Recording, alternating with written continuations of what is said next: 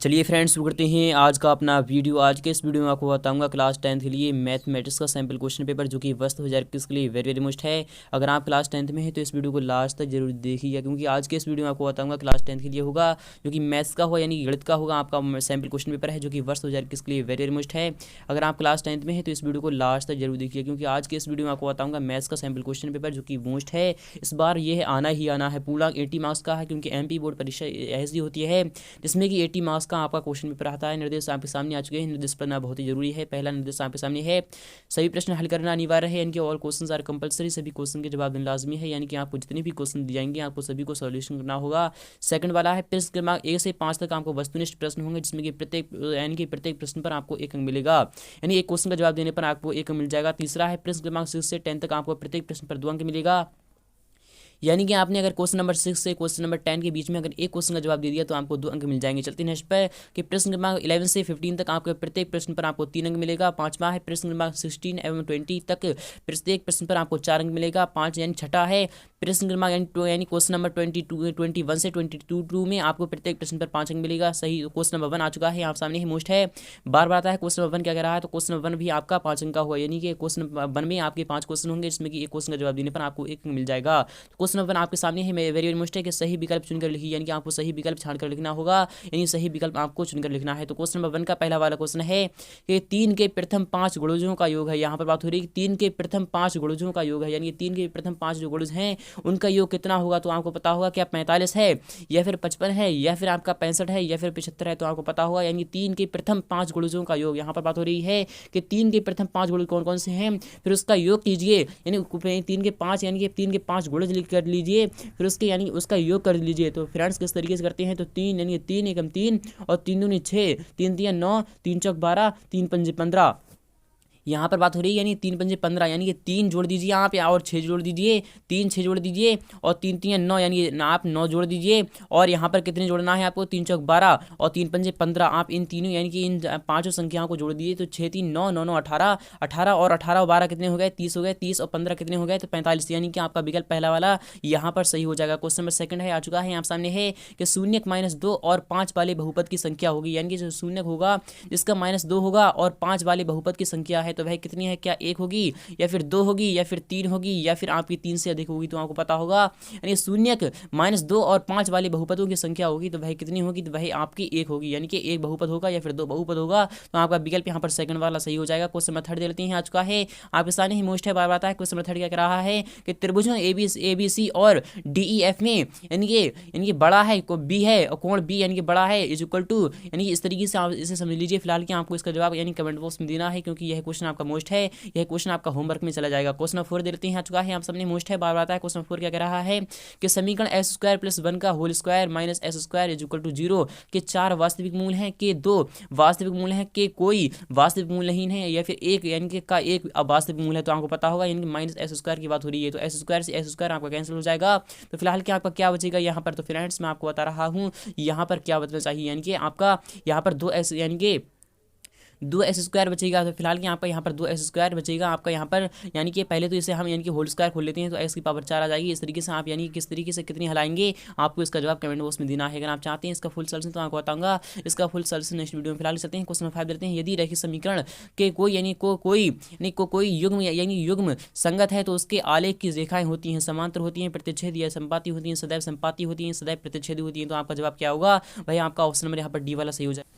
तो friends question number 2 भी आ चुका है आप सामने ही मोस्ट है, बार बार आता है। क्वेश्चन नंबर 2 क्या कर रहा है, रिक्त स्थानों की पूर्ति की, यानी अगर आपने इसका जवाब दे दिया तो आपको 5 अंक मिल जाएंगे। तो फ्रेंड्स वेरी वेरी मोस्ट है, यह क्वेश्चन बार बार आता है। क्वेश्चन नंबर 2 मोस्ट है कि रिक्त स्थानों की पूर्ति कीजिए, यानी फिल इन द ब्लैंक्स, आपको खाली स्थान भरना होगा। क्वेश्चन नंबर 2 का पहला वाला क्वेश्चन है कि √2 एक संख्या है, यानी जो √2 है वह कैसी संख्या है। तो आपको पता होगा √2 एक अपरिमेय संख्या है, यानी इरेशनल नंबर है। तो आपका यहाँ पर जवाब क्या आ जाएगा, यानी अपरिमेय संख्या है। चलते हैं नेक्स्ट पे क्वेश्चन नंबर 2 करते हैं, किन्हीं 2 संख्याओं के लिए एलसीएम इंटू एचसीएफ है, यानी किन्हीं 2 संख्याओं है, यानी जो 2 संख्याएं होती हैं उनके उनके लिए एलसीएम गुणा एचसीएफ होता है तो दो संख्याओं का गुणनफल होता है। यानी कोई भी संख्या है, मान लो x और y है तो x इंटू वाई आ जाएगा यहाँ पर, यानी कि x इंटू वाई यानी कि दो संख्याओं का गुणनफल होता है। चलते हैं नेक्स्ट पर कि सभी वर्ग यानी सभी वर्ग होते हैं, कैसे होते हैं? सभी वर्ग संपाती होते हैं। सभी वर्ग कैसे होते हैं तो आपको इसका जवाब देना होगा। क्वेश्चन 4 है, एक द्विघात समीकरण में बहुपद के अधिक से अधिक यानी कितने शून्य हो सकते हैं? यानी कि एक द्विघात समीकरण में बहुपद के अधिक से अधिक यानी कि दो शून्य हो सकते हैं, यानी कि दो शून्य हो सकते हैं। चलते हैं नेक्स्ट पर, नेक्स्ट क्वेश्चन में देते हैं। क्वेश्चन नंबर 5 भी आ चुका है, यहाँ सामने मोस्ट है, बार आता है। क्वेश्चन नंबर 5 क्या कह रहा है कि प्रमेय का एक सिद्ध किया हुआ एल्गोरिथम होता है, यानी कि आपको एल्गोरिथम होता है। चलते हैं नेक्स्ट पर, क्वेश्चन नंबर 3 भी देते हैं, वेरी वेरी मोस्ट है, बार आता है। क्वेश्चन में 3 का जवाब देने पर आपको 5 अंक मिल जाएगा, यानी कि यह क्वेश्चन भी आपका मोस्ट है। क्वेश्चन में 3 क्या कह रहा है, सही जोड़ी बनाई, यानी कि आपको मैच द वर्ड्स आपको मिलान करना होगा। तो स्तंभ आ और स्तंभ बा आपके सामने आ चुका है। यूक्लिड विभाजन क्या होता है, यानी कि यूक्लिड विभाजन हम किसे कहते हैं तो यूक्लिड विभाजन एल्गोरिथम कहते हैं। जी फ्रेंड्स, आपका क्वेश्चन में यहाँ पर यानी एल्गोरिथम में चला जाएगा। मूल बिंदु क्या होता है तो मूल बिंदु के निर्देशांक जो होते हैं वह 0,0 होते हैं, यानी कि जो मूल बिंदु होता है उसके निर्देशांक 0,0 होते हैं। और अल्फा प्लस बीटा क्या होता है तो आपको पता होगा, अल्फा प्लस बीटा का जो योग होता है वह -b यानी कि -b अपॉन a होता है। एस क्यूब क्या होता है तो एस क्यूब एक यानी कि त्रिघात बहुपद का एक उदाहरण होता है। C equal to D Q plus R क्या होता है वह क्या होता है तो आपको पता होगा, यानी कि ये कहाँ पर बात हो रही है तो आपका इस तरीके से यहाँ कि आपका 0 यानी कि इस तरीके से आपका मिलान हो जाएगा। यह क्वेश्चन में आपका मोस्ट था। तो फ्रेंड्स चलते हैं नेक्स्ट पे। तो उम्मीद करूँगा आपको वीडियो बहुत ही अच्छी लग रही होगी। अगर वीडियो अच्छी लग रही है तो वीडियो को लाइक करना, शेयर करना बिल्कुल भी ना भूलें। क्वेश्चन 4 भी आ चुका है, आप सामने मोस्ट है। क्वेश्चन 4 क्या कह रहा है, सत्य और सत्य बताइए, यानी कि आपको सही और गलत बताना होगा, ट्रू फॉल्स आपको बताना होगा। क्वेश्चन 4 का पहला वाला क्वेश्चन है, एक प्राकृतिक संख्या का अभाज्य गुणनखंड उसके गुणनखंड के क्रम को छोड़ते हुए अद्वितीय होता है, क्या यह सत्य है? एक प्राकृतिक संख्या का अभाज्य गुणनखंड उसके गुणनखंड यानी उसके गुणनखंडों के क्रम को छोड़ते हुए अद्वितीय होता है, क्या यह सत्य है?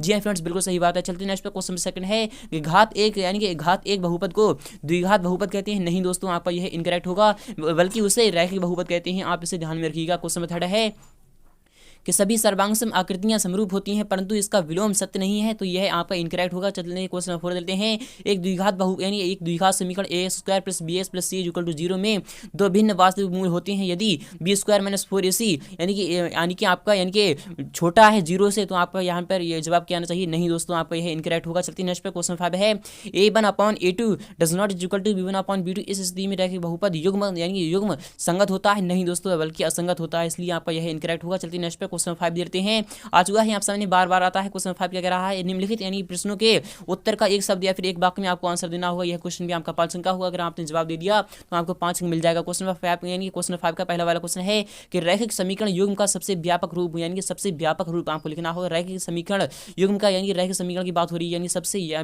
व्यापक s + y = 0 आपका आंसर आ जाएगा। चलते हैं नेक्स्ट पे। दो आकृतियां जिनके आकार समान हो परंतु आवश्यक रूप से यानी कि आमाप समान ना हो क्या कहलाती हैं? तो आपको यह पता होगा, यानी समरूप कहलाती हैं या फिर आपका सर्वांगसम कहलाती हैं। तो इस तरीके से आपका आंसर आ जाएगा। क्वेश्चन थर्ड है, यदि द्विघात समीकरण a² + bs + c के शून्यक अल्फा और बीटा हो तो शून्यकों का योग व गुणनफल आपको लिखना होगा। फ्रेंड्स, शून्यकों का योग होता है तो फ्रेंड्स वह क्या होता है तो -b अपॉन यानी कि s² का गुणांक यानी -b/a आ जाएगा आपका शून्यकों को योग, और शून्यकों का जो गुणनफल होता है वह क्या होता है तो c/a आपका आंसर आ जाएगा। यानी कि आपका आंसर दोनों मिल चुका है। आपको क्वेश्चन 4 देते हैं कि यानी कि पाइथागोरस प्रमेय का आपको कथन लिखना होगा। यानी पाइथागोरस प्रमेय होती है, उसका कथन क्या है भाई, यानी कर्ण स्क्वायर यानी कर्ण स्क्वायर इक्वल टू आधार स्क्वायर प्लस लंबी स्क्वायर होता है। तो आप इस तरीके से लिख दीजिए, आपका आंसर आ जाएगा। चलते हैं क्वेश्चन 5 देते हैं कि समरूप आकृतियों के दो भिन्न भिन्न उदाहरण आपको देना होगा। यानी समरूप आकृतियां किस तरीके की होती हैं आपको उसका उदाहरण देना होगा। क्वेश्चन 6 है, वेरी वेरी मोस्ट है, बार बार आता है। क्वेश्चन 6 क्या कह रहा है, यानी जांच कीजिए, यानी कि आपको जांच करना होगा 2s - y यानी 2s - 1 s - 3 = s + 5 x - 1 एक द्विघात समीकरण है। तो आपको इस तरीके से जांच करना है, यानी कि किस तरीके से आप जांच कर सकते हैं तो इस तरीके से कर सकते हैं, यानी कि इन दोनों की गुणा कर दीजिए। अगर यह समान आता है तो यह एक द्विघात समीकरण होगी, यानी कि अगर इसकी पावर 2 बचती है तो यह द्विघात समीकरण है, अगर नहीं बचती है तो यह द्विघात समीकरण नहीं होगी। अथवा वाला क्वेश्चन दे देते हैं, आधारभूत अनुमातिका यानी प्रमेय का आपको कथन लिखना होगा। यह क्वेश्चन भी आपका 2 अंक का होगा। अगर आप चाहते हैं इसका फुल सॉल्यूशन तो आपको बताऊंगा, इसका फुल सॉल्यूशन इस वीडियो में फिलहाल चलते हैं। क्वेश्चन 7 देते हैं, समरूप त्रिभुज के गुण आपको लिखना होगा। यानी समरूप त्रिभुज किस तरीके की होती हैं आपको उसके गुण लिखना होगा। अथवा क्वेश्चन देते हैं, किसी समांतर श्रेणी के प्रथम n पदों का गुणनफल यानी योगफल सूत्र आपको लिखना होगा। तो फ्रेंड्स n पदों का यानी योगफल सूत्र क्या होता है तो वह होता है यानी Sn होता है तो इक्वल टू Sn यानी कि Sn हम इधर लिख देते हैं और n/2 यानी कि n/2 होता है और यहाँ पर आपका 2a + n - 1 × d आपका आंसर आ जाएगा। यानी कि आपका यह आंसर होगा। चलते हैं नेक्स्ट पे। क्वेश्चन में यानी कि 8 देते हैं, 140 को 2 यानी कि 140 को अभाज्य गुणनखंडों के गुणनफल में आपको रूप में व्यक्त करना है, यानी कि 140 को अभाज्य गुणनखंड के रूप में आपको व्यक्त करना है। तो किस तरीके से कर सकते हैं? 140 के जब अभाज्य गुणनखंड आप लिखते हैं तो किस तरीके से लिखते हैं? पहले तो हम 200 काटते हैं, 200 आप जब काटेंगे तो आपका 70 बचेगा, यानी 70 बचेगा। फिर हम 2 से काटते हैं तो आपका यानी 35 बचेगा, यानी 2 से 35 बचेगा। फिर आपका कितना बचेगा? तो आपका 5 से काटते हैं यानी 7 बचेगा। तो आपका यह अभाज्य गुणनखंड हो गया, यानी 2 की पावर 2 इंटू 5 गुणा 7 आपका अभाज्य गुणनखंड हो जाएगा। चलते हैं अथवा वाले क्वेश्चन की तरफ, यानी कि 510 व 92 का एलसीएम आपको ज्ञात करना होगा। यानी 510 के पहले तो आप अभाज्य गुणनखंड कर दीजिए, फिर 92 कर दीजिए, जो उसका एलसीएम होगा, यानी कि एलसीएम जो होगा भाई आप यानी कि आंसर निकाल कर दीजिए, आपका आंसर हो जाएगा। चलते हैं नेक्स्ट पे क्वेश्चन 9 देते हैं। एक द्विघात बहुपद ज्ञात कीजिए जिसके शून्यकों का योग तथा गुणनफल आपका 1,4 और -1 है। तो आपका यह क्वेश्चन भी आपका 2 अंक का होगा। अगर आप चाहते हैं इसका फुल सॉल्यूशन तो आपको बताऊंगा इसका फुल सॉल्यूशन नेक्स्ट वीडियो में। फिलहाल चलते हैं क्वेश्चन में, यानी कि अथवा वाला भी देते हैं आ चुका है यहाँ सामने मोस्ट है। अथवा वाला क्वेश्चन क्या कह रहा है कि प्रत्येक के लिए एक उदाहरण आपको लिखना होगा, यानी रेखिक बहुपद, यानी ये रेखीय बहुपद क्या होता है उसका एक उदाहरण आपको लिखना होगा। तो x + y यानी कि x + y आपका एक रेखीय बहुपद है, तो इस इक्वल टू 0 आपका यह रेखिक बहुपद होगा। शून्य बहुपद क्या होगा, यानी शून्य बहुपद क्या होता है? तो s इक्वल टू 0 यानी कि आपका यह शून्य बहुपद होगा।